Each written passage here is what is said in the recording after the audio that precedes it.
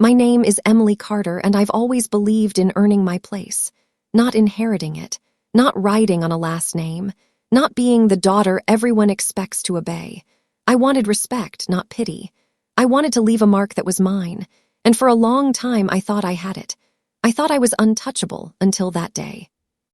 I was 32, sitting in my corner office on the 19th floor of Carter Logistics, the company my father had built from scratch back in the late 80s.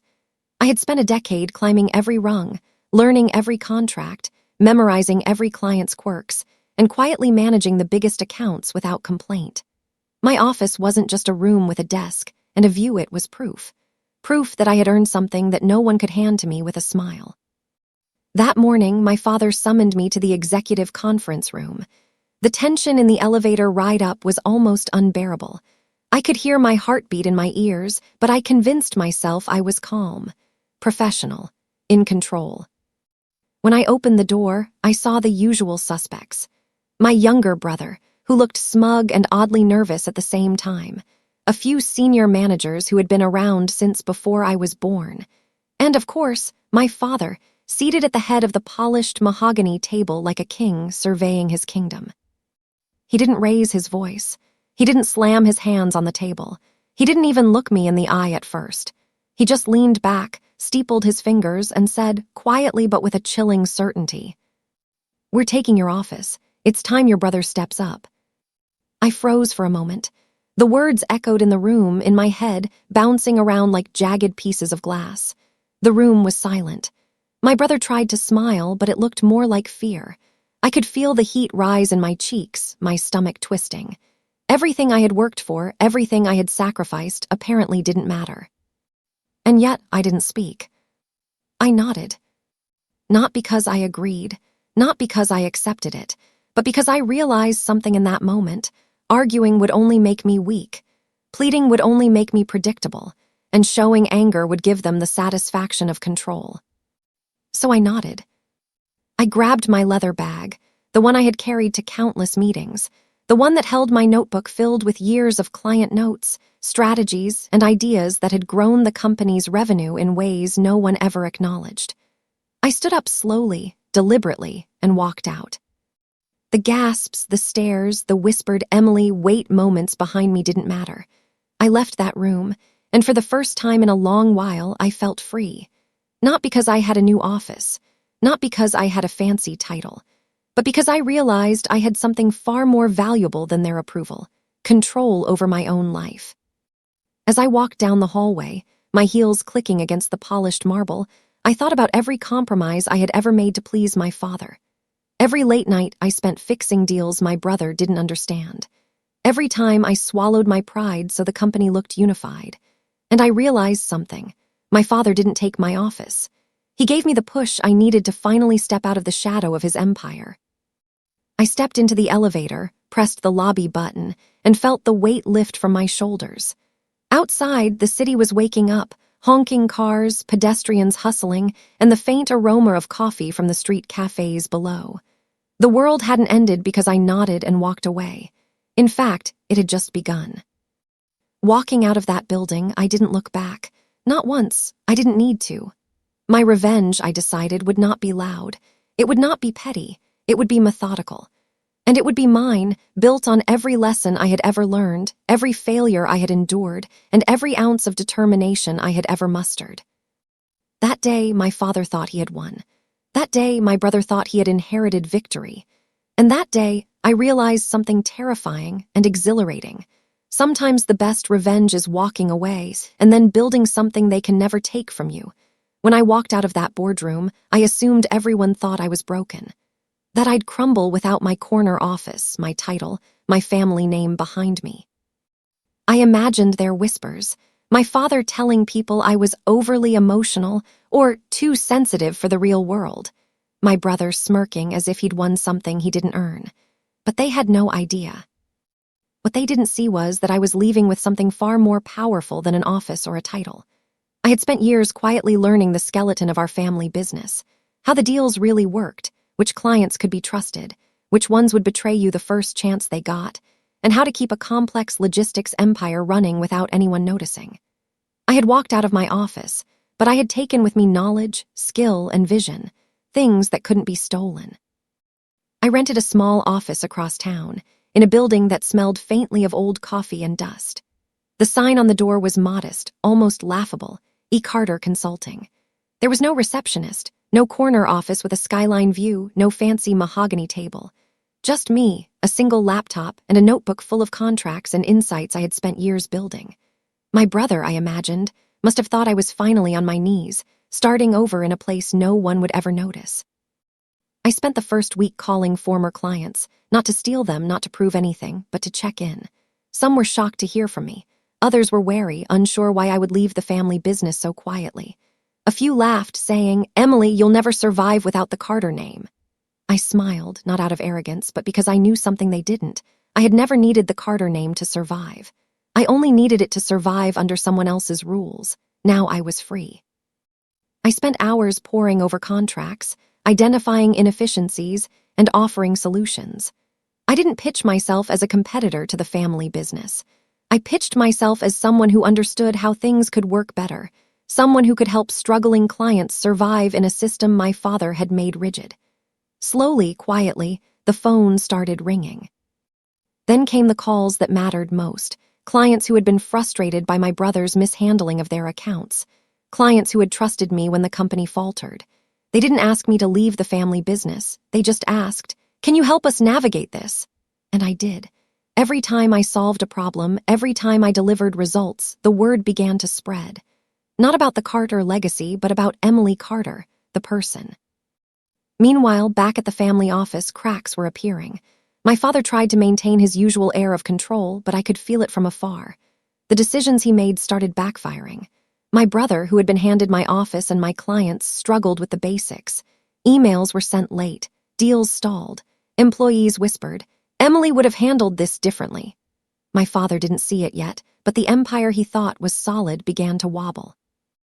It was ironic, really. They had assumed that by taking my office and stripping me of authority, they were teaching me a lesson. But in reality, they had freed me to become unstoppable. Every mistake my brother made, every frustrated client who called me for guidance, and every minor crisis they couldn't handle only reminded me of the opportunity they had unwittingly created for me. By the end of the month, I realized the truth. Leaving wasn't the end of my story. It was the prologue to a story they could never rewrite. My office was small, my budget was tiny, and my name carried nothing but the weight I gave it. But in that freedom, I discovered a power my father had never given me, the ability to control my destiny. And the most satisfying part, I didn't have to fight in the boardroom to reclaim respect. I simply had to walk my own path. Step by step, phone call by phone call, problem by problem.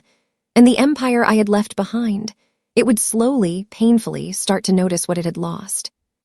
Because sometimes, the most dangerous thing you can do when someone tries to take your power is to quietly keep it anyway. The first morning in my new office, I walked through the door and laughed. Not out of humor, but because the space was so small and unremarkable that even I almost doubted myself.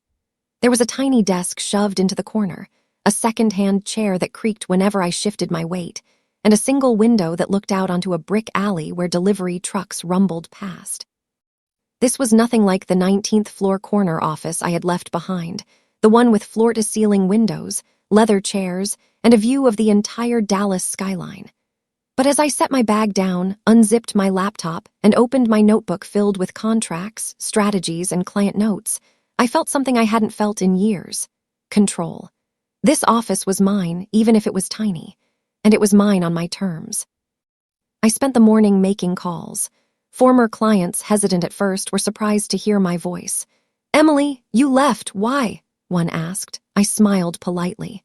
"I wanted to see if I could help you in a different way," I said. I didn't mention that leaving my father's empire had been a calculated move, a decision I had made with years of careful planning. That came later. By lunchtime, I realized something remarkable. Some of the clients who had been frustrated by my brother's management were reaching out themselves. They weren't asking me to take them from the family business. They just wanted guidance. And I gave it. Step by step, I listened, analyzed, and advised. I didn't need to be in a corner office or have a fancy title to provide value. My expertise spoke louder than any nameplate. That afternoon, I received a call from a mid-sized logistics company that had once been a Carter client. They were in crisis, deals falling apart, shipments delayed, staff panicking. My brother, who had been handling their account, had ignored warnings from employees and made a series of small mistakes that snowballed into chaos. The company was desperate, and they called me, hoping I could save them. I did. I spent days analyzing their contracts, negotiating with vendors, and creating a plan that stabilized their operations. By the end of the week, their shipments were back on schedule, and their staff thanked me personally. I didn't charge a premium or demand credit, I just fixed the problems. And yet, I knew that every success added to my reputation, quietly building a foundation that my family couldn't touch. Meanwhile, news from the family business started trickling in. My father's empire, which had seemed untouchable, was starting to wobble. Deals my brother had handled poorly fell apart. Employees whispered about mismanagement and missed deadlines. My father tried to maintain the illusion of control, but I could hear the frustration in his voice during conference calls I happened to overhear. It was a strange feeling, watching from the sidelines as the company I had once nurtured started to crumble. But I didn't gloat. I didn't taunt. I simply focused on my own work, letting the cracks appear naturally. Every mistake my brother made, every failed negotiation, was a reminder that I had been the one holding everything together all along. And while they were scrambling, I was growing. Slowly, methodically. Every successful project, every grateful client, every referral built something far more valuable than an office: credibility. People weren't interested in my family name anymore. They were interested in me. Emily Carter, the woman who walked away and built something real, something independent, something no one could take from her. By the end of the month, I realized the truth. I didn't need a corner office or a fancy title to succeed. I didn't need approval, recognition, or even forgiveness from my father or brother. What I needed was focus, skill, and the determination to keep moving forward. And for the first time in my life, I felt unstoppable. Because while they thought taking my office would break me, it had actually done the opposite. It had forced me to build something they could never touch, something I owned completely. And I knew, deep down, that my revenge wasn't about destroying them. It was about thriving on my own terms, proving to myself that I was capable of more than anyone in that family had ever imagined. By the time the leaves started turning in Dallas, I had settled into a rhythm with my small office. My days were long, sometimes stretching well past midnight, but for the first time, I felt a sense of ownership over my work. Every client I helped, every problem I solved, was a small victory that had nothing to do with my father's approval or my brother's envy. I was building something real. Meanwhile, back at Carter Logistics, the cracks were becoming impossible to ignore. My father, who had always projected this aura of untouchable authority, was beginning to falter. The board meetings that used to run like clockwork were now full of tension and interruptions. My brother, who had been handed my office and the biggest accounts like a gift, was drowning. He mismanaged budgets, overlooked critical deadlines, and made promises he couldn't keep. Clients were frustrated, employees were stressed, and the company's smooth reputation was starting to wobble. One morning, I received a panicked call from one of the company's top clients, a retail chain that had always trusted my guidance. Their shipments were delayed, contracts were mismanaged, and inventory had vanished into a mess of missed deadlines. I listened quietly as they vented, feeling a familiar surge of frustration, not for them, but for the situation my family had created. My brother had been completely in over his head, and the client didn't know who to turn to. I didn't advertise. I didn't call it revenge. I simply offered advice, step by step, guiding them through solutions. Within a week, the client's operations were stabilized. They thanked me profusely, and their tone was almost reverent. This pattern began repeating itself, former clients quietly reaching out, struggling with the mismanagement that had become the family company's new normal. It was almost surreal, watching from the sidelines. My father, who had once dismissed my capability, was now fighting to maintain control over a company that was beginning to crumble in his hands. And every time I solved a problem they couldn't, my reputation quietly grew. People started whispering my name in meetings, conferences, and industry circles, not as the daughter of the CEO, but as Emily Carter, the professional who gets results. I didn't intervene aggressively. I didn't steal contracts or clients. I simply stayed visible in the shadows, offering value when needed, letting my work speak louder than titles or family legacy. Every failure my brother made, every complaint my father ignored, reinforced a truth they still hadn't realized. I had been the backbone of the business all along. The irony wasn't lost on me. They had thought taking my office would make me small. They had thought stripping away my title and my clients would break me. But the more I watched them struggle, the more I realized that my absence was doing something they hadn't anticipated. It was teaching them that the company's success never depended solely on the Carter name. It depended on me. And in that moment, I made a decision. I wasn't going to fight to get what they had taken from me. I wasn't going to beg for recognition or reconciliation. Instead, I was going to keep building something they couldn't touch, something independent, something they could never claim. My small office, my humble beginnings, and my relentless drive were turning into a quiet, unstoppable force. By the end of that year, the cracks had widened. Carter Logistics was still a giant on paper, but behind the scenes, mismanagement and internal tension had created chaos. Employees whispered about leaving, clients called me directly for advice, and my brother grew increasingly defensive. My father, frustrated and aging faster than I had ever seen him, still didn't understand that his attempt to teach me humility had actually empowered me beyond their reach. And the most satisfying part? I didn't have to lift a finger to humiliate them publicly. I didn't have to gloat or make speeches. Their empire was faltering simply because they underestimated the one person who had truly kept it together, me. The quiet of my small office, I finally allowed myself to smile. Their failure wasn't my victory yet, but it was proof of something far more important. I was no longer living in their shadow. I was creating my own path, and nothing they did could stop me. By now, my small office had become a quiet hub of activity. What my father and brother dismissed as a temporary experiment, an inconsequential office above a dry cleaner, was transforming into something that even I hadn't fully anticipated. Clients were calling not out of desperation, but because they trusted me. Word was spreading that Emily Carter didn't just fix problems, she prevented disasters. It all came to a head one humid August morning. I was reviewing a complicated contract for a major distribution deal when my phone rang. I glanced at the screen, an unfamiliar number, but one that made my heart race. It was a national retail chain, the kind of client that could make or break a consulting firm overnight. They were in crisis, caught in a tangled mess of supply chain failures, missed deadlines, and logistical chaos that my family's company had bungled. "Emily," the voice said, urgent but calm, "we need you. Can you take over?" I paused. This wasn't just any client. They were the kind of deal that industry magazines cover. I thought of my father, my brother, my old corner office, and the way they assumed my departure meant the end of my career. I smiled faintly. "I can," I said. "Let's talk." The negotiations were intense. I spent hours poring over contracts, recalculating projections, and coordinating a team of experts I'd assembled quietly over the past year. My small office became a command center, buzzing with activity, with me at the center of it all.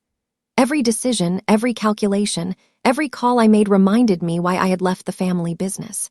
Here, there were no politics, no favoritism, no paternal judgment, just results.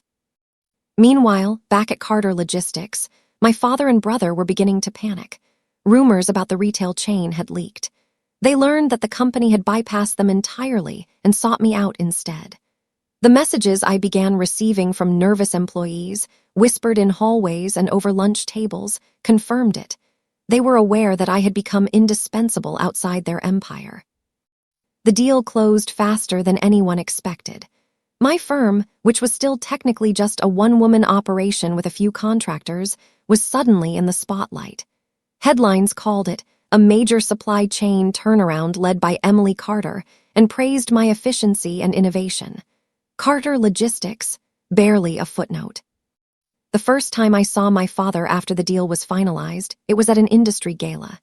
He looked older, more rigid, his eyes scanning the crowd like he was searching for some sign of control. When our gazes met, I didn't flinch. I didn't apologize. I didn't gloat. I simply smiled politely, acknowledging the reality. I had succeeded without them, and I would continue to do so. My brother approached later that evening, awkward and uncertain. He tried to make conversation, but his usual smug confidence was gone. He knew I had outperformed him, not by stealing his office, but by building my own foundation, something he couldn't replicate. It was in that moment I realized the full scope of what had happened. My father and brother had assumed that taking my office, stripping me of my title and clients, would limit me. They had believed they could force me to fail. And yet here I was, standing in a room full of influential industry leaders, more respected and capable than ever before, with nothing they could do to reverse it. For the first time, I allowed myself to feel the thrill of complete independence. It wasn't vengeance in the dramatic, destructive sense. It wasn't public humiliation or revenge porn. It was quiet, unstoppable success, the kind that leaves others scrambling, unsure how it happened. They had underestimated me, dismissed me, and taken what they thought I valued most. And in doing so, they had given me the ultimate advantage: freedom. I leaned back in my chair that night, overlooking the city lights from my small office window. The skyline was the same as it had always been, but everything had changed. I didn't need their approval, their office, or their family name anymore. I had discovered something far more valuable: my own power, and the proof that I could thrive on my own terms.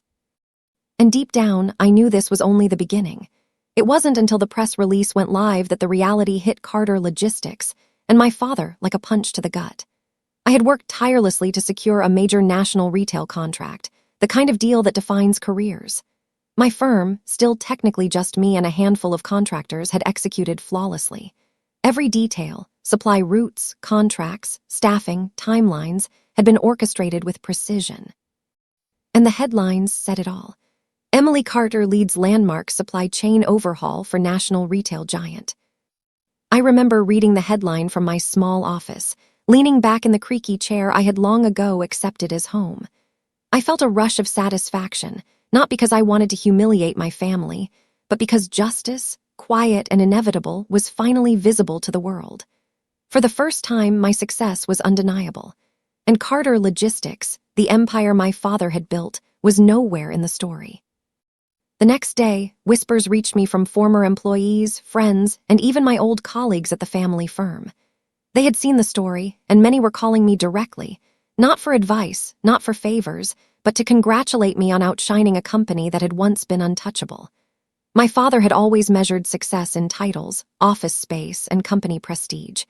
But influence, credibility, and results, those were mine now. A week later, I walked into a high-profile industry conference in Chicago. The air was electric with networking chatter, deals, and competitive tension. I spotted my father's booth from across the hall, larger, flashier, designed to intimidate, but noticeably quieter. His team tried to smile, tried to engage visitors, but there was an unmistakable hesitation in their interactions. I could see it in their eyes. They were aware of the shift, and they didn't know how to respond. When our eyes met, it was brief, but enough. I didn't gloat, I didn't smirk.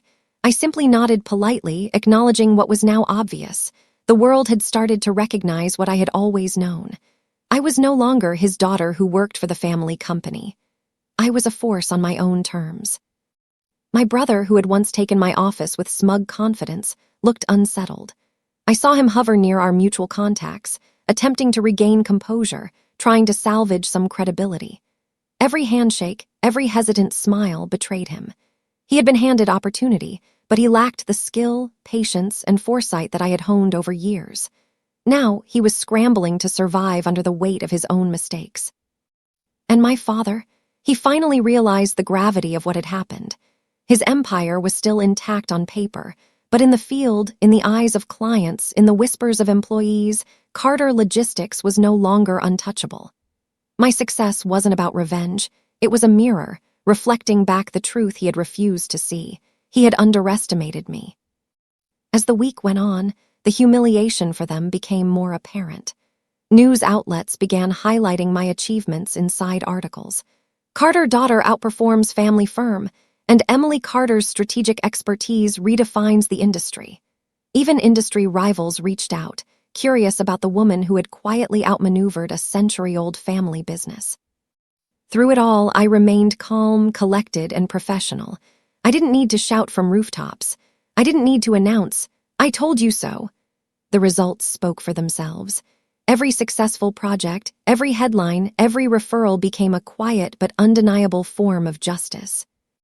Sitting in my small office that night, overlooking the city lights, I allowed myself a small smile. Their empire had faltered not because I wanted them to fail, but because they had tried to control me instead of valuing my skill. The irony wasn't lost on me. The very act that was meant to humiliate me, taking my office, my clients, my authority, had forced me to build something stronger, smarter, and more resilient than they could ever imagine. And deep down, I knew the confrontation was coming, not out of malice, but out of necessity. Eventually, my father would have to acknowledge what they had lost, not just a corner office, not just a title, but the one person who had truly driven their company forward. Until then, I let them fumble, let them watch, let them feel the quiet sting of their own underestimation. Because the best revenge, I had learned, wasn't chaos or anger, it was unstoppable success.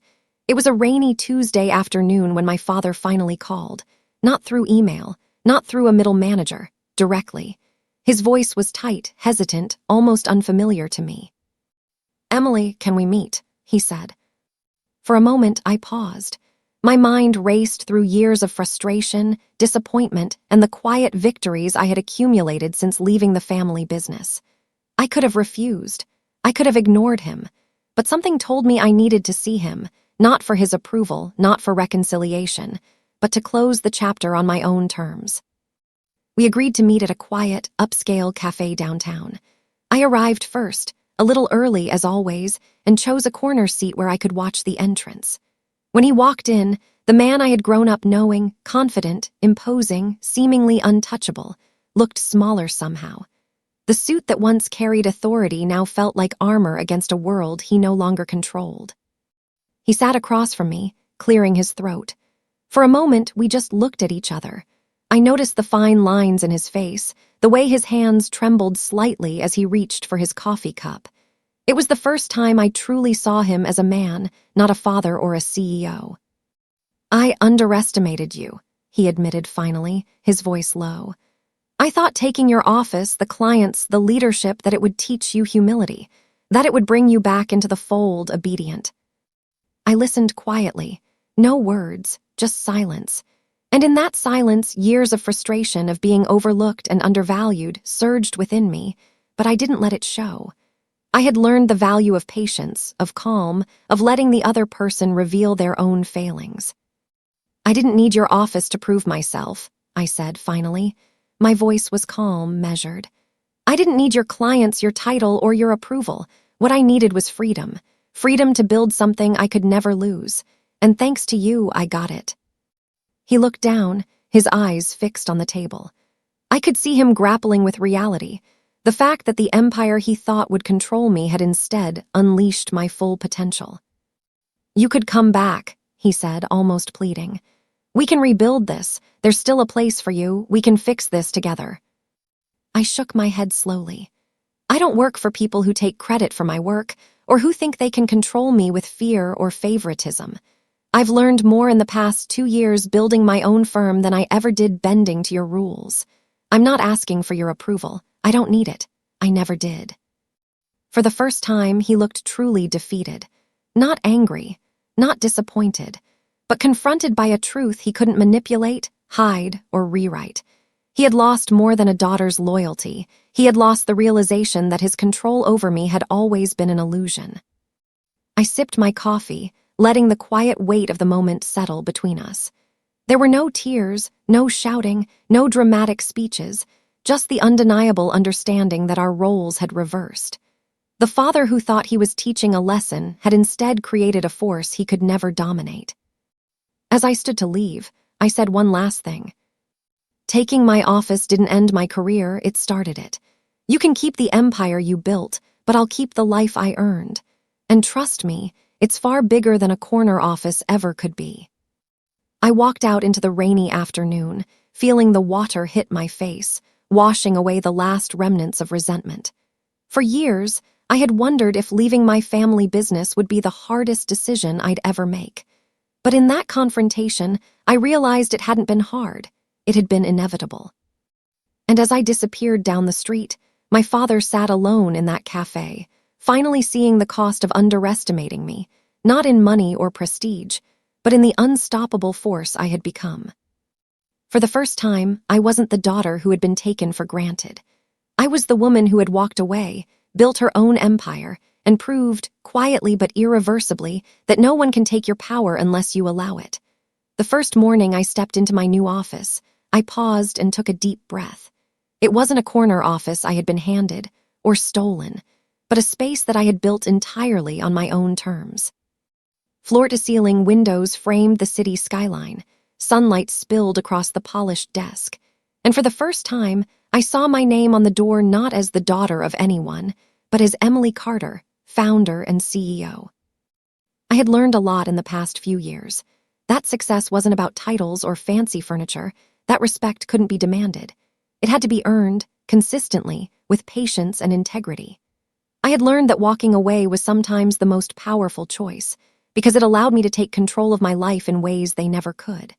And I had learned that revenge doesn't always come in the form of chaos or destruction. Sometimes it comes as quiet, unstoppable success.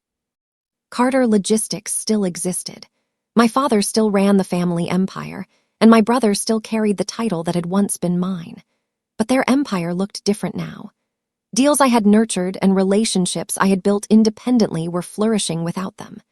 Clients I had helped were growing, referrals were coming in faster than I could handle, and my reputation in the industry had eclipsed theirs in ways no boardroom battle could reverse. I didn't seek their approval. I didn't want them to apologize. I had realized that their actions had been a catalyst, not a barrier. By taking my office, by assuming I would fail, they had given me something far more valuable than space or title. They had given me the freedom to build a legacy that was entirely my own. Sitting at my desk, I reflected on how far I had come. The struggles of the first months in my tiny office, the late nights, the endless calls, the constant balancing act of building trust and credibility. Every challenge had shaped me into the person I was now, confident, capable, and unshakable. I had transformed every obstacle into an opportunity, and every slight or dismissal into fuel. And the best part? I didn't have to prove myself to anyone anymore. I didn't need to fight for recognition or validation. The city, the industry, and most importantly, I myself, knew what I was capable of.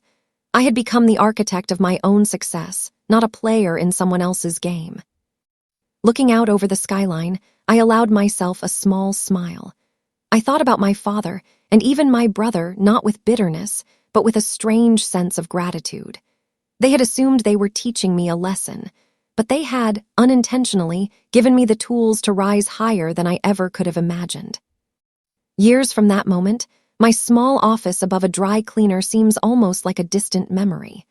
But I carry the lessons it taught me every day.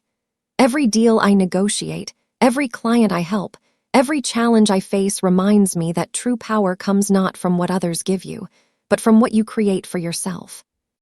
When I finally look back on the moment my father said, "We're taking your office," I don't feel anger, regret, or even sadness. I feel gratitude, because that moment forced me to realize my own strength, my own potential, and my own path.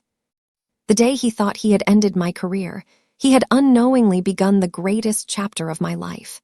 And now, from my glass office overlooking the city, I know one undeniable truth. I didn't just survive losing my office, I thrived. I didn't just reclaim what was taken from me, I exceeded it. And in doing so, I built something they could never touch, take, or control. Because power isn't given, power isn't inherited. Power is earned, nurtured, and protected. And the office I now sit in isn't just a room with a view. It's a symbol of everything I've fought for, everything I've built, and everything no one will ever take from me again. I am Emily Carter, and this is my life on my terms.